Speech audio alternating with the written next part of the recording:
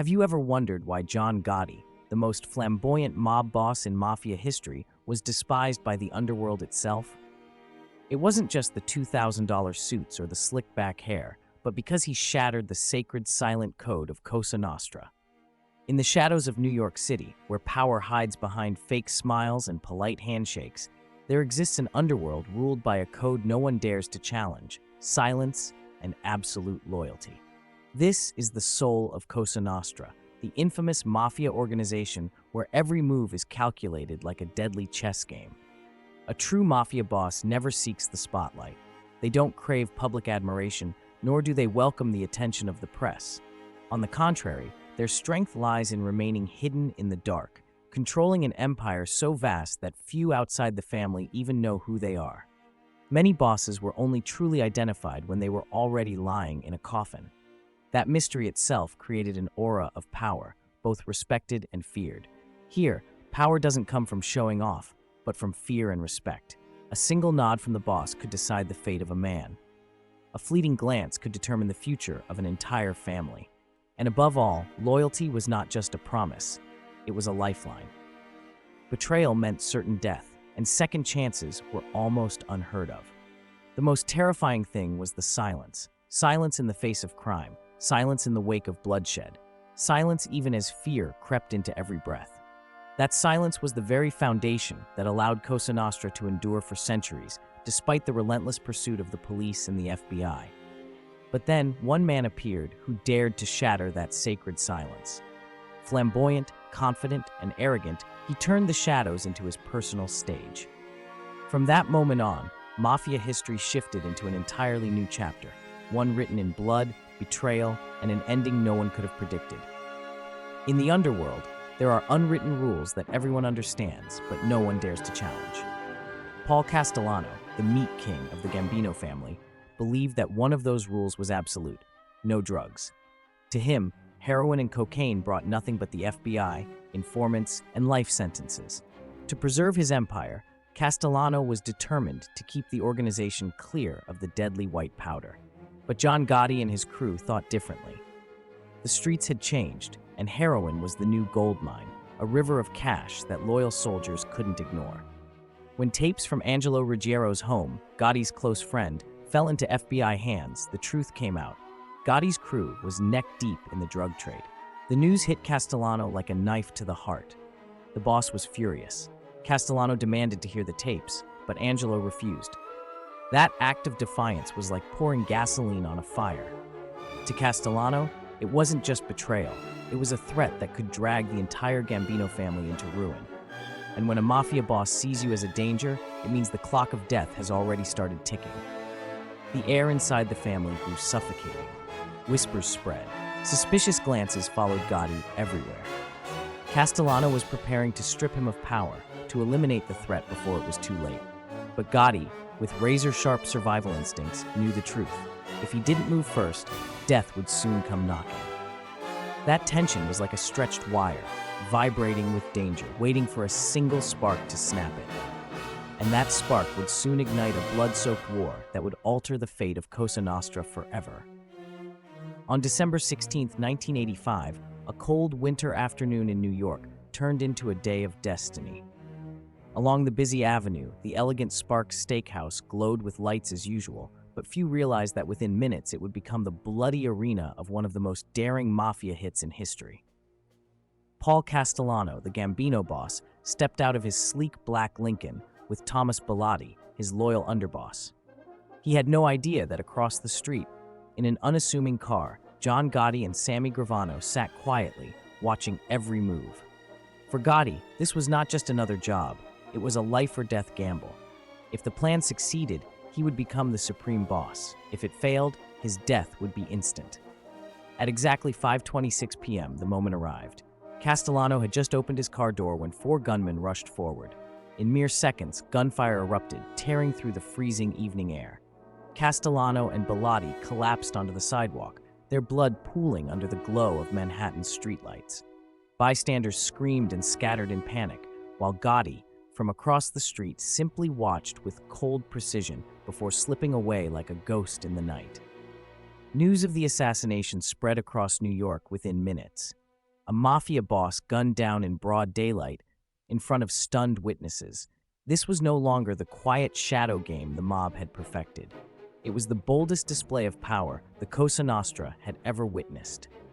2 weeks later, John Gotti was officially crowned boss of the Gambino family. But his victory was more than just a crown of power. It was a declaration of war on the entire underworld.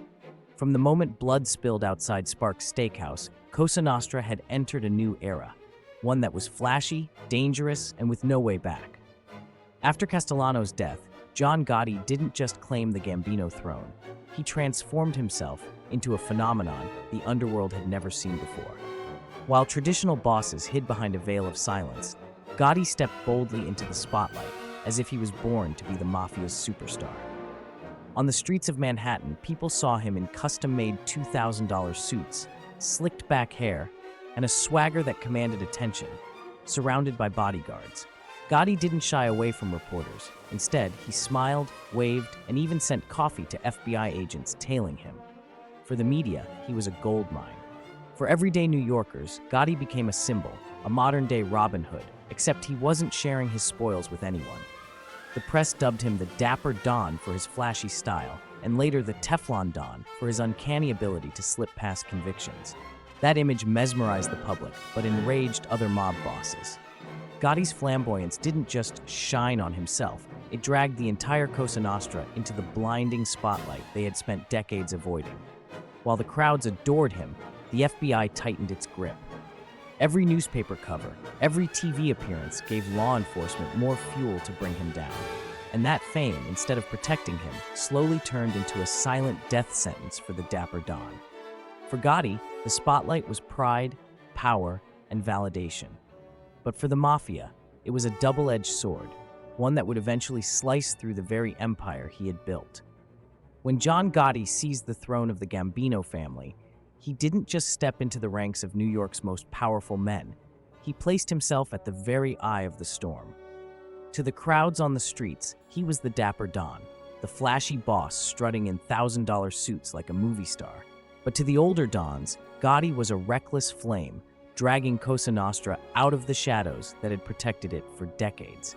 And that flame had to be extinguished before it burned everything to the ground. The first major attempt on Gotti's life came in April 1986. The plot was meticulously arranged, a massive bomb hidden under a car, powerful enough to rip the target into pieces. The objective was crystal clear: erase Gotti in a fiery spectacle that would serve as both revenge and a warning. He was not untouchable. But fate intervened in the final moments. At the very last second, Gotti switched cars. When the bomb detonated, it wasn't the flamboyant boss who perished, but Frank DeCicco, his loyal right-hand man, his blood brother in the family. DeCicco's death left a deep scar on the Gambinos, but it also carved out a terrifying truth. Gotti had survived by a hair's breadth. From then on, whispers spread. He possessed some kind of uncanny sixth sense, as if he could feel death stalking just behind him. And with each narrow escape, the aura around him only grew brighter, transforming him into something larger than life. While assassination plots brewed in the shadows, Gotti never flinched. Instead, he flaunted his survival. He appeared before the press grinning, soaking in the attention, daring his enemies to try again. It wasn't arrogance anymore. It was a public declaration of war, both to rival mobsters and to the FBI. The FBI, by then, had marked Gotti as target number one. Year after year, he was hauled into court on charges ranging from assault and smuggling to racketeering and murder. Yet every single time, justice slipped through their fingers. Witnesses vanished into thin air, jurors were bribed, evidence conveniently fell apart. Before the eyes of America, John Gotti became a phenomenon, a man beyond the reach of the law. The press couldn't get enough. They dubbed him the Teflon Don, the boss nothing could stick to. To the public, he looked like a dark anti-hero. To the FBI, he was a nightmare that refused to end. But beneath the pride and swagger, a curse was building, because even Teflon eventually cracks. And when that day arrived, the fall wouldn't just drag Gotti into the abyss, it would shake the foundations of the entire Cosa Nostra. In the criminal underworld, the most dangerous enemy isn't the police or a rival gang, it's the brother who once swore to die by your side. For John Gotti, The greatest tragedy of his life came from his most loyal right hand, Sammy the Bull Gravano. Sammy wasn't just a notorious hitman with more than 19 bodies to his name. He was the muscle that kept Gotti's throne secure. Every trigger he pulled carried a message: absolute loyalty. When Castellano fell outside Sparks Steakhouse, it was Sammy who stood with Gotti, swearing to build a new Gambino era. Gotti trusted him so deeply that he elevated Sammy to consigliere, his closest advisor. But in the shadows, a crack began to form. The FBI wasn't just hunting Gotti, they knew how to sow doubt. During a raid on the Ravenite Social Club, they secured priceless recordings, tapes of Gotti himself, trash-talking Sammy, calling him a psychopath, and pinning murders on his underboss. For Sammy, it was like a knife plunged into his heart. The silent protector of the Gambinos realized he was nothing more than a pawn, ready to be sacrificed at any moment. Anger turned into betrayal. The FBI offered Sammy a way out. In exchange for freedom and a light sentence, he had to do the unthinkable: testify against his own boss. A blood oath was buried. A mafia powerhouse turned into the most infamous traitor in American mob history. In 1992, Sammy took the witness stand. For 9 straight days, he unraveled everything he knew: racketeering, drug trafficking, extortion, and cold-blooded hits. Sammy admitted to 19 murders, at least 10 of them carried out with Gotti's personal approval. With those words, the Teflon Don's empire collapsed like a sandcastle in a storm. To the mafia world, it was a cataclysm of betrayal. To the public, it became the most sensational mob trial of the 1990s. And for Gotti, it was the final strike. From a boss strutting through New York in $1,000 suits, he was reduced to a prisoner pacing inside a concrete cell, isolated and forgotten. Sammy's betrayal didn't just destroy John Gotti, it marked the death of silence itself, the code that had held Cosa Nostra together for generations. After 9 stormy days of testimony from Sammy the Bull Gravano, the reign of the Teflon Don came crashing down. In 1992, a federal court delivered its verdict. John Gotti, the mob boss who once made New York tremble, was sentenced to life in prison without parole. With that judgment, the spotlight that had once burned so brightly around Gotti was extinguished, replaced by the eternal darkness of steel bars. The $2,000 suits, the slicked-back hair, the cocky grin for the cameras, all of it became relics of the past. Gotti was sent to Marion, one of America's highest security prisons. From the boss worshipped by the city, he became nothing more than an inmate identified by a cold prison number. His cell measured just 6 by 9 feet. 4 concrete walls, no glamour, no applause, only the echo of isolation. There, Gotti was stripped of every ounce of power he once commanded.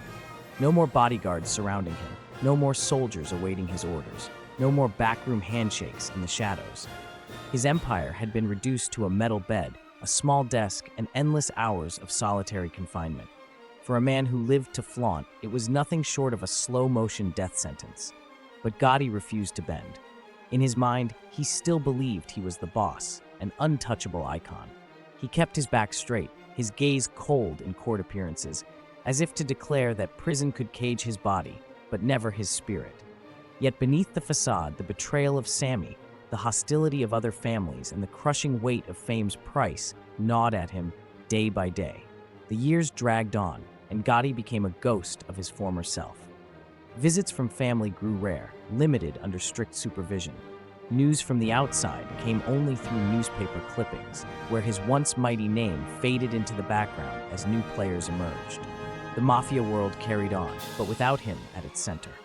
For Gotti, that was the deepest wound of all. Oblivion proved more cruel than death.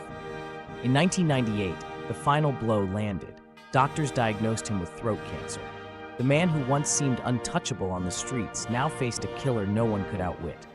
Gotti, who had defied bullets in the FBI, was undone by his own body. His prison cell became a waiting room for death, each day marked by pain and decline. On June 10, 2002, John Gotti took his last breath in a federal prison hospital at the age of 61. There were no roaring crowds, no flashing cameras, only a frail, wasted figure, a shadow of the legend he once was. Gotti's death closed one of the bloodiest chapters in Cosa Nostra's history. He had been hailed as a hero by some, despised as a liability by others. His flamboyance carried him to the heights of infamy, but dragged him into a pit of ruin. In the end, John Gotti didn't just